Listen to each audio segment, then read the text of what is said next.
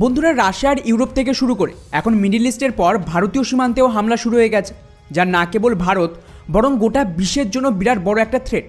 কেননা যে এরিয়াতেই হামলাটা হয়েছে সেটা কিন্তু ভারতীয় নৌবাহিনীর আন্ডারে আসে ঠিক, কিন্তু এখান থেকেই চায়না থেকে শুরু করে আমেরিকা হোক বা ইউরোপ থেকে শুরু করে এশিয়ার যে কোনো দেশ, প্রত্যেক দেশের ট্রেড, অয়েল সাপ্লাই এই সব কিছুই হয়। ফলে বুঝতেই পারছেন যেটা কত বড় থ্রেট গ্লোবাল ইকোনমির জন্য। আর এখানেই একটা ট্যাঙ্কার জাহাজ যেটা ডিরেক্টলি সৌদি আরব থেকে ভারতের দিকে আসছিল, তার উপরেই ড্রোন অ্যাটাক হয়, যা বেশ ভালো মতোই এই জাহাজের ক্ষতি করেছে। যদি এই ড্রোনের হামলা খুব বড় ছিল না এবং যেহেতু এটা ভারতের কাছে ছিল, তাই ইমিডিয়েটলি আমাদের কোস্টগার্ড থেকে শুরু করে নৌবাহিনী অ্যাক্টিভ হয়ে যায় এবং সাহায্যের জন্য এখানে পৌঁছে যায়। ফলে ক্ষতি কিন্তু পুরোপুরি এড়ানো গেছে। আর এই মুহূর্তে আপনারা যে ভিডিও ফুটেজটা দেখছেন এটা হলো সেই জাহাজের, এবং এই ফুটেজটা আমাদের কোস্টগার্ডের তরফ থেকে পাবলিশ করেছে যে হ্যাঁ, এখন পরিস্থিতি সম্পূর্ণ আমাদের নিয়ন্ত্রণে রয়েছে। যাই হোক, এবার এখানে সবচেয়ে বড় প্রশ্ন আসছে যে ভারতের এত কাছে এই ধরনের হামলা কোন দেশ করতে পারে, আর এর পেছনের মেন কারণ কী? তো বন্ধুরা, এই ম্যাপটা দেখুন, এটা ব্রিটেনের তরফ থেকে রিলিজ করেছে। এখানে যে লাল রঙের এরিয়াটা দেখানো হয়েছে এটাই কিন্তু সেই পয়েন্ট যেখানে এই ড্রোন অ্যাটাকটা হয়েছে জাহাজের ওপর। এখন যদি এই এরিয়াটাকে আপনারা খুব ভালোভাবে খেয়াল করেন তাহলেই বুঝতে পারবেন যে মিডল ইস্ট থেকে কিন্তু এটা অনেকটাই দূরে। ফলে অনেকেই অনুমান করছিল যে হাউদি রেবেলস হয়তো ইয়েমেন থেকেই হামলা চালিয়েছে, কারণ অলরেডি ওরাই গত কয়েক সপ্তাহ ধরে এই সমস্ত করছিল। কিন্তু বন্ধুরা, মুশকিল হলো ভারতের একদম কাছে গুজরাট থেকে মাত্র 200 নটিক্যাল মাইল, যা মোটামুটি ওই 370 কিলোমিটারের মতন হবে। তো ওখানেই হামলা হয়েছে সকাল 10টা নাগাদ। আর স্বাভাবিকভাবেই ইয়েমেন থেকে ড্রোনের দ্বারা এত দূর হামলা করা সম্ভব নয়, এক্সেপ্ট কোনো লং রেঞ্জের বড় ড্রোন হবে যা ইয়েমেনের কাছে নেই। ফলে এখানে কিন্তু মেনলি দুটো দেশের সম্ভাবনা রয়েছে যারা এই অ্যাটাক করতে পারে। এক হলো পাকিস্তান, যারা ভারতের একদম পাশেই রয়েছে, আর দুই হলো ইরান, কারণ ইরান থেকেও এর দূরত্ব খুবই কম। তো সেক্ষেত্রে ইরানও এই হামলা করতে পারে। আর তাছাড়া আশেপাশে আর কোনো দেশ নেই যারা এই ধরনের অ্যাটাক করবে। অন্যদিকে এই হামলা হতে না হতেই সকলে নড়ে চড়ে বসেছে। এমনকি কিছুক্ষণ আগেই আমেরিকার প্যান্টাগনের তরফ থেকে তো অফিসিয়ালি এটা দাবি করেছে যে এই হামলা নাকি পাকিস্তান নয় বরং ইরানের তরফ থেকেই হয়েছে, এবং এই ড্রোন টেক অফ করে ইরান থেকে আর ভারতের খুব কাছে এসে এই জাহাজের ওপরে অ্যাটাক করে। আর খুব সম্ভবত এটা কিন্তু ভারতও বুঝে গেছে, এই কারণে কোন দেশ হামলা চালিয়েছে এই বিষয়ে কোনো প্রকার অফিসিয়াল স্টেটমেন্ট সামনে আসেনি। কিন্তু স্বাভাবিকভাবেই এই হামলা হতে না হতে ভারতীয় নৌবাহিনীকে অ্যাক্টিভ করে দিয়েছে, এবং আমাদের সার্ভিলিয়ান্স এই এরিয়াতে অনেকটাই বেড়ে গেছে। অতিরিক্ত জাহাজ, এয়ারক্রাফট এই সব কিছু ডিপ্লয়মেন্টও হয়েছে, কেন এটা আমাদের স্পেয়ার অফ ইনফ্লুয়েন্সে আসছে। সেক্ষেত্রে ডেফিনেটলি ভারত এটাকে অ্যাজ এ থ্রেট নেবে, কারণ আমাদের সমস্ত ট্রেড এখান দিয়েই হয়।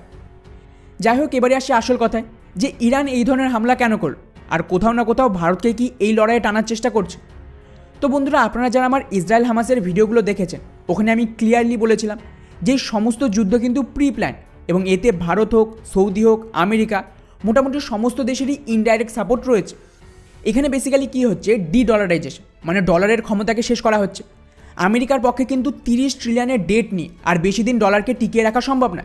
আর স্বাভাবিকভাবেই এই ডলারকে টিকিয়ে রাখার জন্যই আমেরিকার ডিপ স্টেট গত 70 বছরের বেশি সময় ধরে মিডল ইস্টে ইসলামিক জেহাদ আর র্যাডিক্যালাইজেশনকে সাপোর্ট করেছে, এবং ছোট ছোট বিভিন্ন কনফ্লিক্টের জায়গা তৈরি করেছে, যাতে যখনই ডলারের প্রয়োজন হবে যুদ্ধ লাগিয়ে দেবে। তা সে ভারত পাকিস্তান হোক, ইসরায়েল প্যালেস্তাইন, সৌদি ইরান, এবং চীন, ভারত এবং তাইওয়ান। আর যেহেতু এখন এই ডলারের কাজ শেষ হয়ে যাচ্ছে, এমন পরিস্থিতিতে মাল্টিপোলার ওয়ার্ল্ড আসছে, আর এর জন্য কিন্তু দুটো কাজ জরুরি। এক হলো মিডল ইস্টের এই সমস্ত র্যাডিক্যালাইজেশন বা জিহাদকে শেষ করা, কেন এখান দিয়ে মেন ট্রেড হবে ভারত থেকে। আর দুই হলো যে ছোট ছোট পকেট তৈরি হয়েছিল যুদ্ধ লাগার জন্য, মানে ভারত পাক হোক, চীন তাইওয়ান, ইসরায়েল প্যালেস্তাইন, এগুলিকে বন্ধ করতেই হবে। কারণ এগুলো যতক্ষণ না বন্ধ হবে ততক্ষণ কিন্তু একটা পার্মানেন্ট শান্তি আসবে না। আর যতক্ষণ না এটা হবে ততক্ষণ পর্যন্ত এই যে মাল্টিপোলার ওয়ার্ল্ড, সেই ওয়ার্ল্ড অর্ডারকে এস্টাবলিশ করা যাবে না। আর ঠিক এই কারণেই খুবই প্ল্যানিংয়ের সাথে ইসরায়েল আর হামাসের লড়াই শুরু করানো হয়, যাতে ইসরায়েল গাজার আশেপাশের এরিয়াতে ক্লিন করবে। আর দেখুন, এখানে কিন্তু সৌদি এবং আরব দেশগুলো মোটামুটি চুপ। এরপর এর সূত্র ধরেই বাকি র্যাডিক্যালস, মানে ইয়েমেনে হাউদি রেবেলস শেষ হবে, যার জন্য আপনারা দেখেছেন যে কীভাবে এই হাউদি রেবেলস ইসরায়েলের বিরুদ্ধে লাগাতার বিভিন্ন জাহাজকে টার্গেট করছে। আর এর কাউন্টারে আমেরিকা 10টা দেশের একটা জোট তৈরি করেছে, যারা এই হাউদি রেবেলসের যে অ্যাটাক তাকে কাউন্টার করবে। এমনকি কিছুক্ষণ আগে তো এই রিপোর্টটাও সামনে এসেছে যে সৌদি আরবের তরফ থেকেও আমেরিকার এই জোটকে ডিরেক্টলি সাপোর্ট দিয়েছে। আর এরপর ইরানের পালা, যেখানে ওদের যে নিউক্লিয়ার ফেসিলিটি তাকে টার্গেট হবে। আর দেখুন, এই সমস্ত ড্রোন অ্যাটাকও শুরু হয়ে গেছে, আর নাম আসছে কার? ইরানের। তো কিছু করার নেই, এখন আগামী 2 থেকে 3 বছর এই সমস্ত কনফ্লিক্ট লাগাতার বাড়তে থাকবে, এবং বাড়তে বাড়তে এটা কিন্তু ভারত পাক আর চীন তাইওয়ানের কনফ্লিক্ট পর্যন্ত পৌঁছে যাবে। এবং একবার এই সমস্ত কনফ্লিক্ট শুরু হলে এই সমস্ত কনফ্লিক্ট জোন পার্মানেন্ট বন্ধ হয়ে যাবে, কারণ যদি ভারত আর পাকিস্তানের কনফ্লিক্ট শুরু হয় ডেফিনেটলি পিওকে তো পার্মানেন্ট ভারত নেবে, আর যদি চায়না তাইওয়ানে অ্যাটাক করে তাহলে কিন্তু তাইওয়ানকে পার্মানেন্ট চায়নার সাথে মেলানো হবে। তো ওভারঅল শেষে আমি এটুকুই বলবো যে আরও বড় বড় লড়াইয়ের জন্য তৈরি থাকুন, স্পেশালি ভারত পাক আর চীন তাইওয়ানের যে লড়াই সেটা অনেক কাছে আসছে। বাকি পুরো বিষয়টিকে নিয়ে আপনাদের কী মনে হয় নিচে অবশ্যই কমেন্ট করে জানাবেন। জয় হিন্দ।